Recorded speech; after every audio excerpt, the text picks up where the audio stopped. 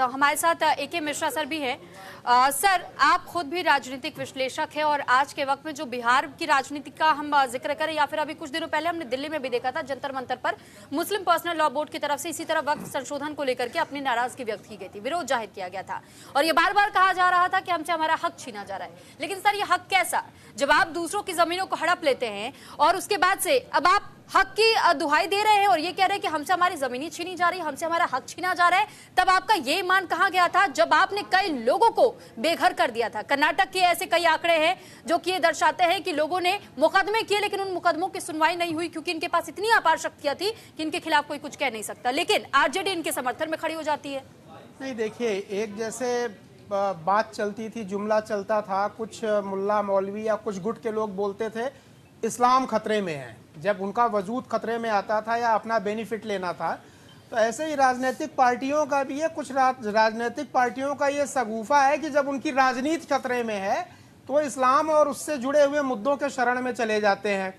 आप ये देखिए, यही चीज उद्धव ठाकरे ने की थी, उनका क्या हाल हो गया।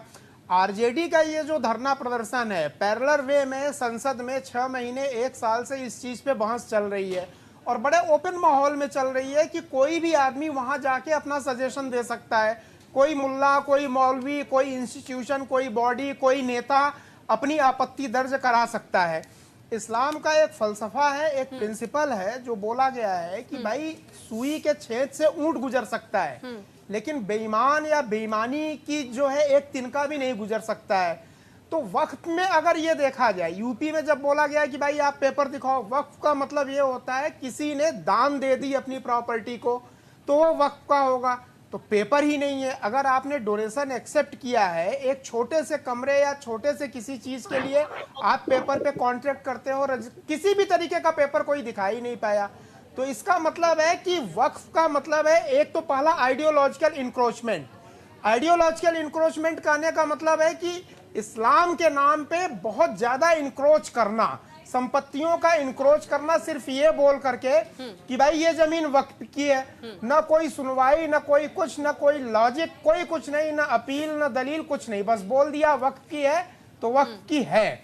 जहां इतनी असीमित शक्तियां हैं तो वहां पे पब्लिक का मतलब वो चाहे हिंदू हो चाहे मुसलमान हो, बहुत सारे मुसलमान भी परेशान है, शिकायतें आ रही हैं कि जी जबरदस्ती इन्होंने हमसे ले लिया, और फिर उसका फाइनेंशियल गेन लेना अपने बेनिफिट के लिए। जो लोग अच्छे जगहों पे वक्फ के ओहदे पे बैठे हैं उसका फाइनेंशियल गेन कैसे लेते हैं, कॉमर्शियल प्रॉपर्टी के रूप में यूज करना, अपने यूज के लिए लेना लेकिन किराया बहुत कम देना, कॉमर्शियल वे में या कॉमर्शियल रेट पे नहीं लेना, या अपने किसी परिचित को किराए पे दिला देना, कब्जा वहां पे करके ऑफिस वगैरह, दुकान वगैरह चलाना।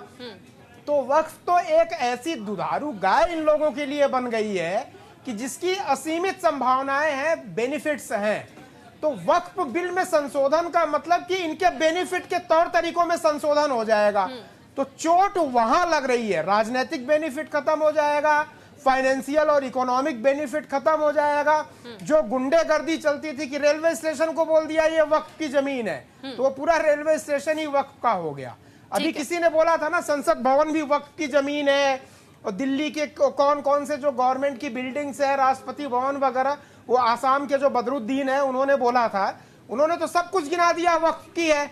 और वक्फ को आए हुए आजादी के टाइम से अगर देखा जाए और दसियों हजार साल पहले से भारत जो बना है, मंदिर बने हैं, वो भी वक्फ की है। और पेपर मांग लो भाई, किस राजा ने, किस आदमी ने ये वक्फ को दान किया या हैंड ओवर किया, तो कुछ है नहीं। जो हम बोल रहे हैं बस वही है जी। तो संशोधन होना जरूरी है। अगर वाकई में वक्फ को कोई प्रॉपर्टी हैंड ओवर की गई है तो वक्फ को होना चाहिए।